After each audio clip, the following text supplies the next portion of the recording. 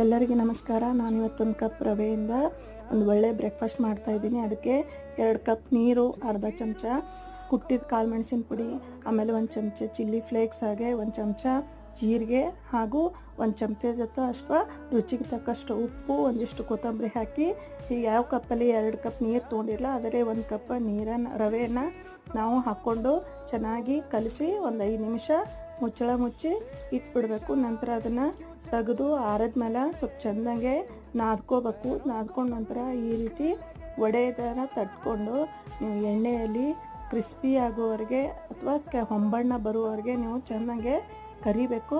ಅದಾದಮೇಲೆ ನೋಡಿರಿ ಎಷ್ಟು ಕ್ರಿಸ್ಪಿ ಆಗ್ಯದ ಮತ್ತು ಕುರುಕುರ್ನೂ ಅದ. ಇದು ನೋಡಿರಿ, ನೀವು ಒಂದು ಸಲ ಮನೆಯೊಳಗೆ ಟ್ರೈ ಮಾಡಿರಿ. ಹಾಗೆ ನನ್ನ ಚಾನಲನ್ನು ಫಸ್ಟ್ ಟೈಮ್ ನೋಡ್ತಿದ್ರೆ ನನ್ನ ಚಾನಲನ್ನು ಸಬ್ಸ್ಕ್ರೈಬ್ ಮಾಡ್ಕೋರಿ. ಈ ತಿಂಡಿ ನಿಮ್ಗೆ ಇಷ್ಟ ಆದರೆ ಒಂದು ಲೈಕ್ ಮಾಡಿ, ಶೇರ್ ಮಾಡಿ. Thanks for watch.